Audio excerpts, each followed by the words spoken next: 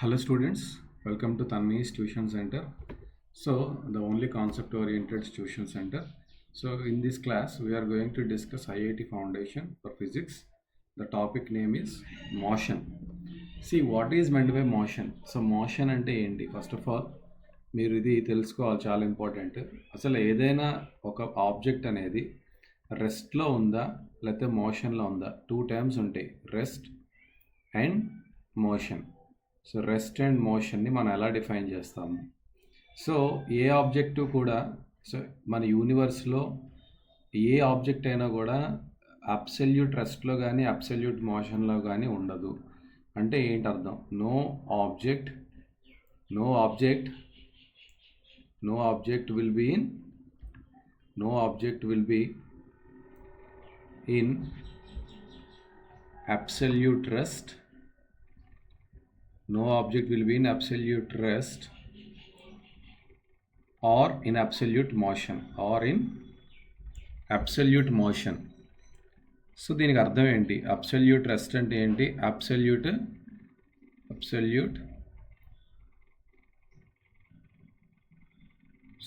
Motion అంటే ఏంటి? So ఇక్కడ ఇద్దరు ఫ్రెండ్స్ కూర్చున్నారు. ఓకే, సో ఇద్దరు ఫ్రెండ్స్ కూర్చున్నారు.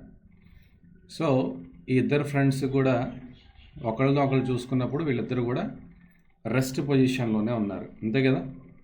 వీళ్ళిద్దరూ కూర్చున్నారు కాబట్టి వీళ్ళు రెస్ట్ పొజిషన్లో ఉన్నారని మనం అందరం అనుకుంటాం.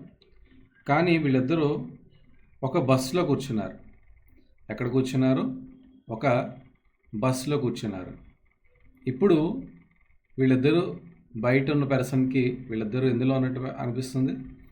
మోషన్లో ఉన్నట్టు అనిపిస్తుంది. ఇప్పుడు ఒక 1 సెకండ్ బ్యాక్ సో మనం ఏమనుకున్నాం? వీళ్ళిద్దరు కూర్చున్నారు కాబట్టి వీళ్ళిద్దరు రెస్ట్లో ఉన్నారు అనుకున్నాం. కానీ అదే ఇద్దరు ఎక్కడ కూర్చున్నారు? ఒక బస్సులో కూర్చున్నారు అనేసరికి ఆ బస్సు కదిలితే వీళ్ళు కూడా కదులుతారు కాబట్టి సో బయట ఉన్న వాడి దృష్టి ప్రకారంగా వీళ్ళిద్దరు కూడా మోషన్లో ఉన్నట్టు లెక్క. అయితే ఇప్పుడు వీళ్ళిద్దరూ లోపల కూర్చున్నారు కదా, వీడిని బయటకు చూస్తున్నారు. బయట వాడి ఫ్రెండ్ ఉన్నాడు, వాడిని చూస్తున్నారు.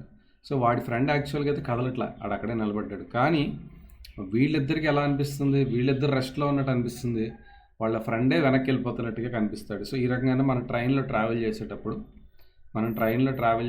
మీకు ఎలా అనిపిస్తుంది? మీరు మీ ఫాదరు కూర్చున్నారనుకోండి, సో మీరిద్దరూ రెస్ట్లో ఉన్నట్టు అనిపిస్తుంది, బయట ఉన్న వస్తువులన్నీ అలా వెనక్కి వెళ్ళిపోతున్నాయి అని మీరు ఫీల్ అవుతారు. కానీ యాక్చువల్గా జరుగుతుంది ఏంటి? సో మీరు కదులుతున్నారు, అవి అక్కడే ఉన్నాయి. సో ఈ రకంగా మనం నేచర్లో చూసే ఏదైనా కూడా రెస్ట్లో ఉందా మోషన్లో ఉందా అని చెప్పడం అనేది చాలా కష్టము. అది చెప్పడానికి కావాల్సిందే ఒక రిఫరెన్స్ పాయింట్. అంటే ఈ రెస్ట్ కానీ ఈ మోషన్ని చెప్పడానికి మనకు కావాల్సిందేంటి? ఒక రిఫరెన్స్ పాయింట్.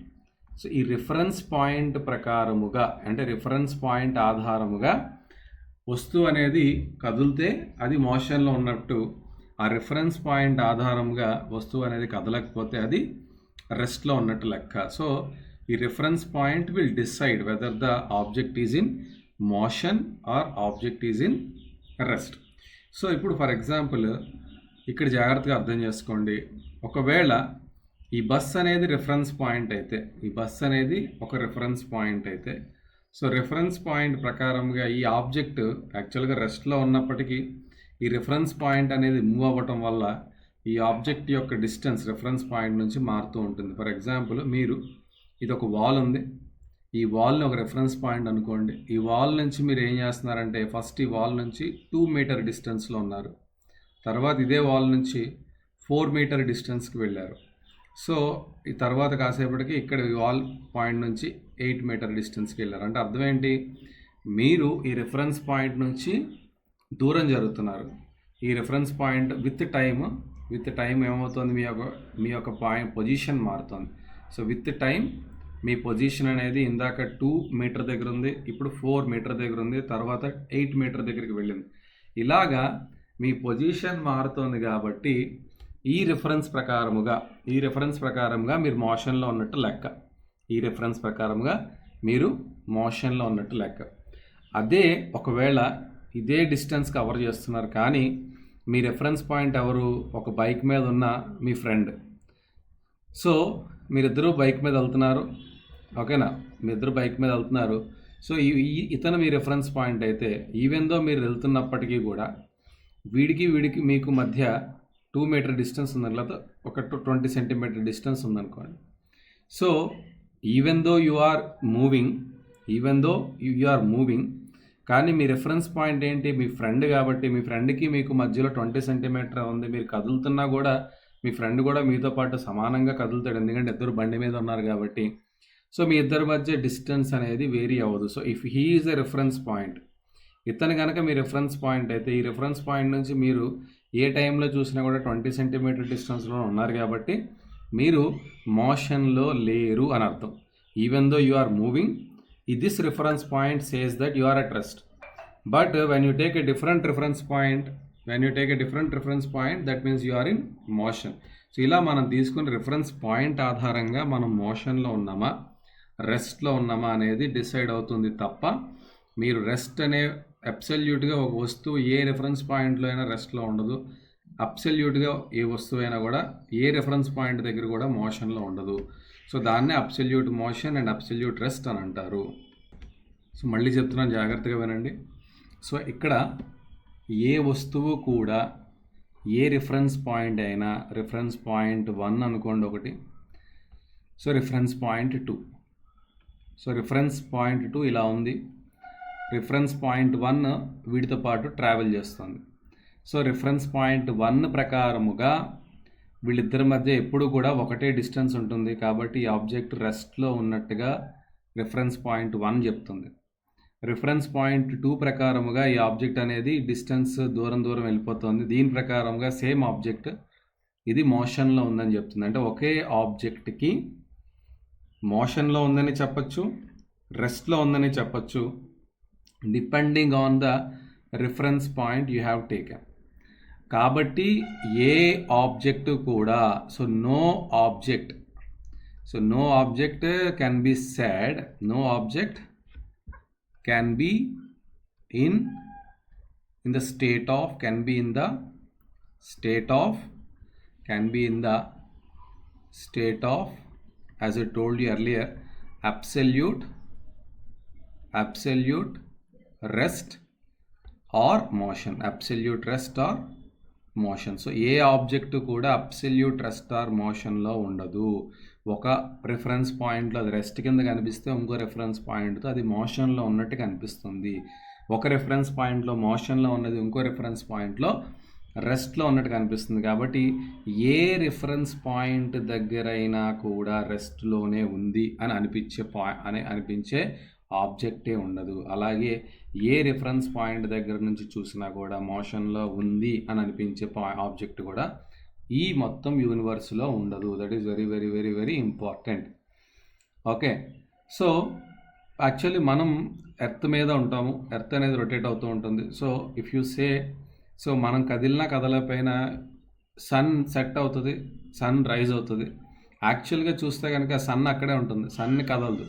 మనకేమనిపిస్తుంది, సన్ ఉదయాన్నే ఈస్ట్ వైపు ఉండి సాయంత్రం వెస్ట్కి వెళ్ళిపోతున్నాడు అనుకుంటాం. కానీ జరుగుతోంది ఏంటి, actually we are moving, the sun is at rest. But what we feel, the sun is moving, we are at rest. జరుగుతుంది ఏంటి, ఎర్త్ రొటేషన్ వల్ల, ఎర్త్ యొక్క రొటేషన్, సెల్ఫ్ రివల్యూషన్స్ వల్ల, దాని చుట్టూ అది తిరగడం వల్ల, ఈ రొటేషన్ వల్ల మనం ఏంటి, we are seeing sun on 12 hours on one side of the earth, 12 hours on the other side of the earth. So but what we feel, the sun is moving, but actual what happening, because why you feel that sun is moving, because you are fixing yourself as a reference point. So me reference పాయింట్గా మిమ్మల్ని మీరు fix చేసుకున్నారు, ఎర్త్ని fix చేసుకున్నారు. కాబట్టి so మీ reference point తిరుగుతున్నా కూడా so మీకు తెలియట్లేదు, ఎందుకంటే మీరిద్దరూ ఒకే చోట ఉన్నారు, ఎర్త్ మీద మీరు ఉన్నారు. కాబట్టి ఎర్త్ రెవల్యూషన్ మీకు అర్థం కాదు, మీరు దాని మీద స్టేషనరీగా ఉన్నారు. కాబట్టి మీకు కనిపిస్తుంది ఏంటి, సన్ యొక్క మూమెంటే కనిపిస్తుంది తప్ప యాక్చువల్గా జరుగుతుంది ఏంటి, ఎర్త్ యొక్క మూమెంట్. సో ఈ రకంగా, so what you feel at rest may be in motion, what you feel that in motion may be at rest. So ఈ రకంగా మనకి ఈ రెస్ట్ అండ్ మోషన్ అనేది ఉంటాయన్నమాట.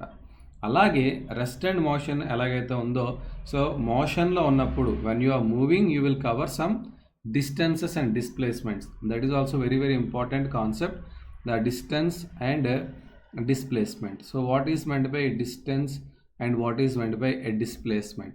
So displacement and distance, very important concept ఇది. So distance and displacement. So ఇక్కడ A B అనే రెండు ప్లేస్లు ఉన్నాయి. సో ఏ అనేది మీ ఇల్లు అనుకోండి, బి అనేది మీ స్కూల్ అనుకోండి. సో ఏ నుంచి బికి మీరు వెళ్ళాలి.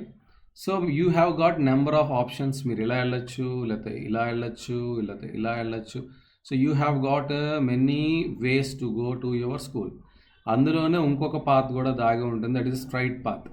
So shortest path. సో ఇలాగా అంటే ఏ టు బి వెళ్ళడానికి you have got many paths. So all these paths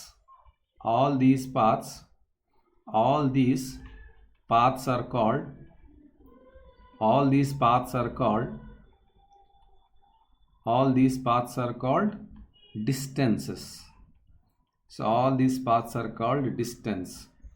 ఇందులో only shortest path. So shortest distance, okay, shortest distance with direction. So అక్కడ స్ట్రైట్గా ఉంది కదా, విత్ డైరెక్షన్. సో మిగతా అన్నిటికీ డైరెక్షన్ ఉండదు. Shortest distance with direction is called displacement. Shortest distance with direction is called what? Displacement. So దీనికి direction ఉంటుంది, మిగతా వాటి డైరెక్షన్ ఉండదు. ఎందుకంటే కాసేపు ఇటు ట్రావెల్ చేస్తున్నారు, కాసేపు ఇలా ట్రావెల్ చేస్తున్నారు, కాసేపు కిందకి వస్తున్నారు.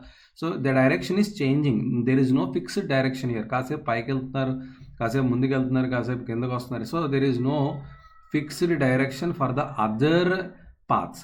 మీరు ఓన్లీ వన్ ఫిక్స్డ్ డైరెక్షన్లో స్ట్రైట్గా వెళ్ళేది ఒకే ఒక్క పాత్ ఉంటుంది. దాన్నే మనం షార్టెస్ట్ డిస్టెన్స్ అంటాము. దాన్నే మనం ఏమంటాం? Shortest distance with direction is called what? Displacement. అయితే ఇక్కడ ఒక ఆబ్జెక్ట్ ఉంది, జాగ్రత్తగా అర్థం చేసుకోండి. సో మీరే ఉన్నారు. సో మీరు ఏం చేస్తారంటే, సో ఇక్కడ స్టార్ట్ చేశారు, 0 అనే పాయింట్ దగ్గర మీరు స్టార్ట్ చేసి నడుచుకుంటూ వెళ్తున్నారు. So at a time t is equal to 0, you are at 0. At time t is equal to 0, you are at 0. అయితే ఇక్కడ నుంచి మీరు నడుచుకుంటూ ఏం చేస్తారు? at a time is equal to 10 seconds, ఆ టైమ్ is equal to 10 secondsకి మీరు ఏం చేశారంటే ఒక 45 meters నడిచారు, ఒక 45 meters వాక్ చేశారు. తర్వాత ఇంకొక 5 seconds నడిచారు, ఇంకో 5 seconds అంటే t is equal to 15 seconds అయ్యాయి. then you reached some 60 meter. then you reached what? 60 meter. ఇక్కడి నుంచి మళ్ళీ మీరు ఏం చేశారంటే వెనక్కి నడిచారు. సో వెనక్కి నడిచారు, ఒక ఎంతసేపు నడిచారంటే, సో లెటస్ సే ఒక 5 seconds నడిచారు. ఓకే, అంటే t is equal to 20 seconds అయ్యాయి. You have reached from 60 to somewhere here. Okay, somewhere here let us say this is 50. Okay, అయితే ఇక్కడ మీరు 60 నుంచి 50కి రావడానికి ఎంత పాత్ కవర్ చేశారు? You have covered 10 meters. జాగ్రత్తగా తెలుసుకోండి. You have covered how much? 60 to 50 రావాలి, వెనక్కి వచ్చారు. So you have covered 10 meters, right? You have covered 10 meters. Now ఇప్పుడు ఇది ఏ అనుకోండి, ఇది నెక్స్ట్ బీకి వెళ్ళారు, బి నుంచి సికి వెళ్ళారు, సి నుంచి డికి వచ్చారు. ఓకే, ఇక్కడ what is the distance covered and what is the displacement covered? So distance చూస్తే కనుక distance and displacement. So distance and displacement కనుక మీరు చూస్తే, సో డిస్టెన్స్ అంటే టోటల్ యూ హ్యావ్ కవర్డ్. ఇక్కడ ఫస్ట్ ఏ నుంచి బికి ఎంత వెళ్ళారు? సో ఏబి ప్లస్ తర్వాత బి నుంచి సికి వెళ్ళారు, తర్వాత సి నుండి డికి వచ్చారు. సో అన్నీ కూడా కలపాలన్నమాట, అన్నీ కలపాలి, అది డిస్టెన్స్. సో 45 ప్లస్ 45 నుంచి 60కి వెళ్ళారంటే 15 meters ప్లస్ 15, అక్కడ నుంచి వెనక్కి మళ్ళీ 10 వచ్చారు. So totally you have covered 70 meters. Okay, అదే డిస్ప్లేస్మెంట్ అంటే, సో డిస్ప్లేస్మెంట్ అంటే జాగ్రత్తగా అర్థం చేసుకోండి. డిస్ప్లేస్మెంట్ అంటే the distance between starting point and ending point. The shortest path between starting point between what? Starting point and ending point. The shortest path between starting point and ending point. So ending point ఏదమ్మా మనకి? D is the ending point. So your shortest path between A and D is what? AD. So shortest path ఏమవుతుంది? ఏ నుంచి డీకి ఇదే కదా, ADA అవుతుంది కదా. మీరు ఏం చేశారు? డిస్టెన్స్ అంటే ఇలా ముందుకు వెళ్ళారు, వెనక్కి వచ్చారు, మొత్తం కలుపుతారు. కానీ ఇక్కడికి వచ్చారు షార్టెస్ట్ పాత్ అంటే ఇది 50. Starting point 0, ending point 50. So A నుంచి డీకి ఉన్న డిస్టెన్స్ అంతా only 50 metre. This is your displacement. So distance ఏమైంది? మొత్తం యాడ్ చేసాము, మీరు నడిచిన పాత్ అంతా యాడ్ చేసాము, అది డిస్టెన్స్ అయింది. కానీ డిస్ప్లేస్మెంట్ అంటే స్టార్టింగ్ పాయింట్ చూస్తాము అండ్ ఎండింగ్ పాయింట్ చూస్తాము. ఈ రెండింటి మధ్యలో ఉన్న least distance or least path difference is considered as displacement. That is AD. AD ఎంత వచ్చింది? 50 వచ్చింది. ఇదే కనుక మీరు ఏం చేశారు? ఇంకో సినారియోలో దీన్నే ఇంకొంచెం ఎక్స్టెండెడ్ చేద్దాము. ఏం చేస్తామంటే మనం, సో మీరు ఏ అనే పాయింట్లో స్టార్ట్ అయ్యారు. ఏ నుంచి మీరు ఇందాక అన్నట్టుగా బీకి వెళ్ళారు. సో 45 మీటర్ దగ్గరికి వెళ్ళారు. బి 45 మీటర్కి వెళ్ళారు. At T is equal to 10 second దగ్గర. ఓకే, తర్వాత అక్కడి నుంచి సికి వెళ్ళారు. సి 15 సెకండ్స్ దగ్గర. I told already it is 60 meter వెళ్ళారు. ఓకే, తర్వాత మళ్ళీ మీరు వెనక్కి సార్ ఏం చేశారంటే ఇలా నడుచుకుంటూ ఇక్కడికి వచ్చేసారు. ఎక్కడికి వచ్చారంటే, సో 0 ఇది కదా, ఇది 0 కదా. Time is equal to 0. Okay, time is equal to 0 meter 0 seconds. అయితే ఇక్కడ మీరు ఏం చేశారంటే when time is equal to, ఇది మైనస్ అంటే వెనక్కి వచ్చారు కాబట్టి ఇది ప్లస్ అయితే ఇది మైనస్ అయింది. ఇక్కడ మీరు -25 మీటర్స్కి వచ్చారు. ఓకేనా. సో ఇక్కడ టైం వచ్చేసి ఫర్ ఎగ్జాంపుల్ 15th సెకండ్ దగ్గర, ఇక్కడ 15 టీ ఈజ్ ఈక్వల్ 15 సెకండ్స్ కదా. T is equal 15 second. ఎక్కడి నుంచి ఇక్కడ మళ్ళీ 20 సెకండ్స్ తర్వాత అంటే 15 ప్లస్ 20 సెకండ్స్ అంటే 35 సెకండ్స్. సో 35 సెకండ్స్ దగ్గర మీరు ఇక్కడికి వచ్చారు. ఇప్పుడు మీ డిస్టెన్స్ ఎంత, డిస్ప్లేస్మెంట్ ఎంత, time taken for distance and displacement. First distance చూద్దాం. డిస్టెన్స్ మనం ఏం చేస్తాం? ఫస్ట్ ఏ నుంచి బీకి వెళ్ళాం, బి నుంచి సికి వెళ్ళాం, డైరెక్ట్గా సి నుంచి డి పాయింట్ ఇది అనుకోండి, డి అనే పాయింట్ ఇది అనుకోండి. అయితే ఏబి అంతా, ఏబి ఈజ్ 45 మీటర్ కదా, ఏబి 45 మీటర్. బీసీ అంతా బి నుంచి సికి వెళ్ళాం కదా. మీరు ఇక్కడ పాజ్ పెట్టి మీరు ట్రై చేయాలి, తర్వాత చెక్ చేసుకోవాలి ఆన్సర్ తోటి. జాగ్రత్తగా వినండి. మీరు ఫస్ట్ ట్రై చేయండి, తర్వాత చెక్ చేసుకోండి ఆన్సర్. ఓకే, సో 45 తర్వాత 15 మీటర్స్ వెళ్ళాడు. ఓకేనా.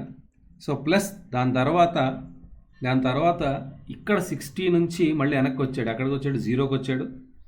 తర్వాత 25 ఇంకా అడిషనల్గా ట్రావెల్ చేశాడు. 60 + 25 అంటే మొత్తం ఎంత?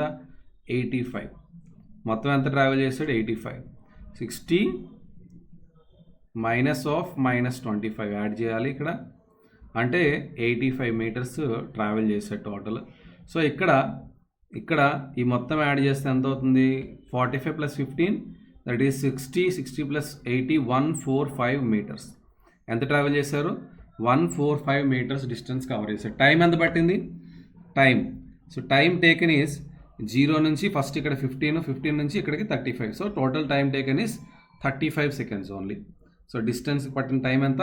35 seconds. Displacement starting point A, ending point D. So AD is the value.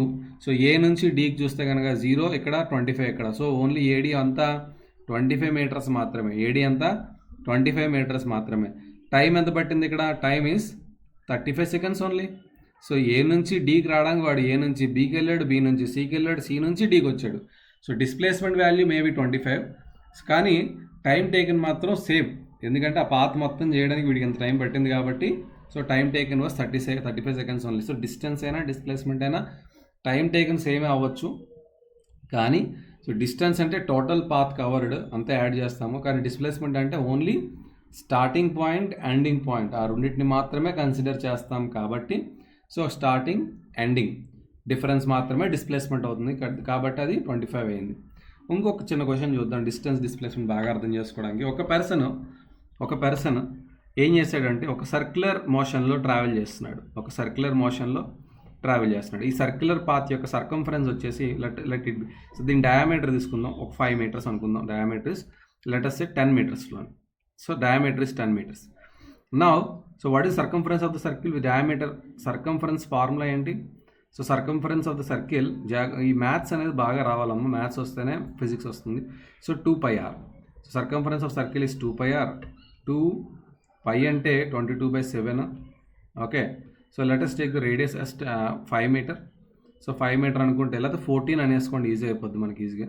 ఇది 14 మీటర్స్ అనుకోండి. 14 అంటే 7 అవుతుంది, ఇది 7 అవుతుంది. సో 7 కాబట్టి ఈ 7 క్యాన్సిల్ అయిపోతే then it is 44 meter. So circumference ఎంత వచ్చింది?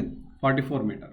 Circumference 44 metre. ఇప్పుడు మనం ఏం చేస్తున్నాము, ఇది మన పాయింట్ ఏ అనుకోండి, జాగ్రత్తగా వినండి. పాయింట్ ఏ నుంచి వాడు పాయింట్ బికి వెళ్ళాడు. సో పాయింట్ ఏ నుంచి పాయింట్ బికి వెళ్ళాడు, సర్కంఫరెన్స్ కవర్ చేశాడు. ఓకే, సో ఏ నుంచి బికి వెళ్ళాడు. ఏ నుంచి బికి వెళ్ళినప్పుడు it has covered this path, not this right path, it has covered this path. ఇప్పుడు ఏ నుంచి బికి ఇలా ఒక ఆబ్జెక్ట్ వెళ్ళింది, ఏ నుంచి బికి. సో టోటల్ సర్కంఫరెన్స్ 44 అయినప్పుడు ఈ సర్కంఫరెన్స్ ఎంత అవుతుంది? 22 మీటర్ అవుతుంది. ఈ సర్కంఫరెన్స్ ఎంత అవుతుంది? 22 మీటర్. సో సెమీ సర్కిల్ కాబట్టి ఇప్పుడు ఈ కేసులో డిస్టెన్స్ ఎంత, డిస్ప్లేస్మెంట్ ఎంత, డిస్టెన్స్ ఎంత అండ్ డిస్ప్లేస్మెంట్ ఎంత. So distance and displacement. ఇక్కడ డిస్టెన్స్ కనుక ఏమంత అవుతుంది? ఆబ్వియస్గా వాడు వెళ్ళిన పాతే కదా 22 మీటర్. కానీ డిస్ప్లేస్మెంట్ అనేది షార్టెస్ట్ పాత్ కాబట్టి ఏం తీసుకోవాలి? ఏకి బీకి మధ్యలో ఉన్నటువంటి డయామీటర్ ఎంతైతే ఉందో అది, that value is how much? 14 meter. So displacement is 14 meter. Time taken చూస్తే రెండింటికి సేమ్. ఫర్ ఎగ్జాంపుల్ వీడు ఎక్కడి నుంచి ఎడగాలి 10 సెకండ్స్ పట్టింది అనుకో, టైమ్ ఈజ్ 10 సెకండ్స్ అనుకుంటే ఏబీ డిస్ప్లేస్మెంట్కి కూడా టైం 10 సెకండ్స్ అవుతుంది. So 22 metres in 10 seconds. Same టైంలో displacement covered is 14 metre only.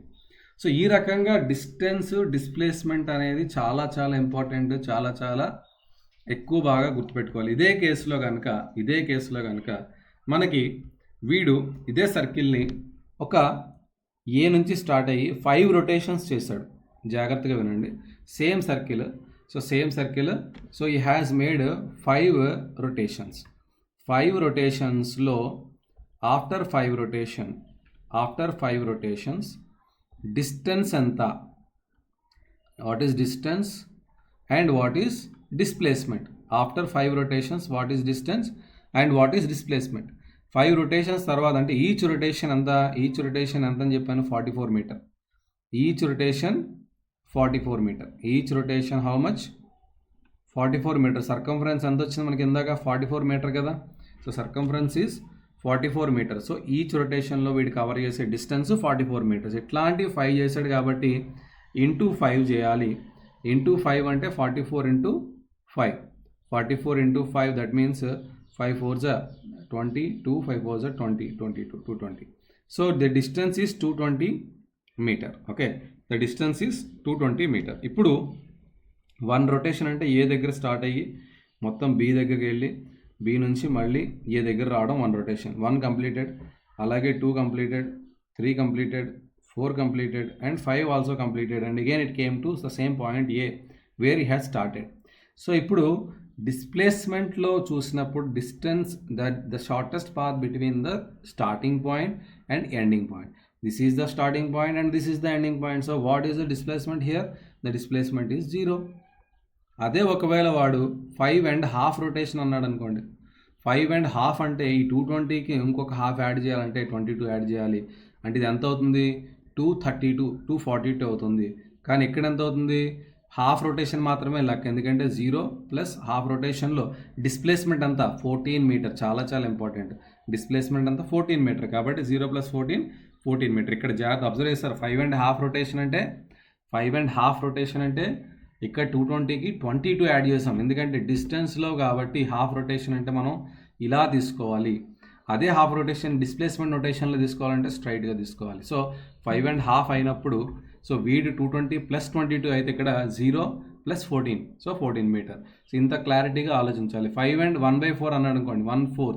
So 1/4 travel చేసినప్పుడు ఇక్కడ 220కి చాలా సింపుల్, ఇక్కడ 11 యాడ్ చేస్తే సరిపోతుంది. 1/4 కాబట్టి సో 44/4 1/4. సో కంప్లీట్గా రౌండ్ చేస్తే 44. ఇందులో 1/4 అంటే బై 4 చేస్తే ఇట్ ఈస్ 11 మీటర్ ఓన్లీ. కానీ ఇది క్వార్టర్ సర్కిల్ ఫినిష్ చేసినప్పుడు అంటే 1/4 అంటే ఏంటి, ఏ నుంచి స్టార్ట్ అయ్యి వీడు ఏం చేశాడు, ఇలా బి దాకా వెళ్ళాల, ఇది కంప్లీట్గా ఫుల్, ఇక్కడ హాఫ్గా ఆగిపోయాడు, హాఫ్ 1/4 అంటే ఇది. సో ఇక్కడికి వెళ్ళాడు. సో ఇప్పుడు ఏం చేయాలి, షార్టెస్ట్ పాత్ అంటే this is the shortest path, ఇది మనకు కావాలి. ఇది మనకు కావాలి అంటే ఇప్పుడు ఈ వాల్యూ అంతా 7, ఈ వాల్యూ అంతా 7. సో పైథాగరస్ థీరం ద్వారా, ఎందుకు ఇది 7 అయింది, ఇది రేడియస్ 7, ఇది కూడా సర్కిల్ కాబట్టి ఈ రెండు వాల్యూస్ సేమ్ ఉంటే 7 7, ఈ వాల్యూ మనకు కావాలి. So using the Pythagoras theorem, so 7² + 7² under root is the value of this hypotenuse. కాబట్టి సో 49 + 49, సో 49 + 49 ఈజ్ 49 × 2 49s, అంతే కదా, these are 2 49s. So 49 will come out from the root as 7. This will become 7√2. This will become 7. So 5 and 1/4 rotation చేసినప్పుడు ఇక్కడైతే this will become 231 meters.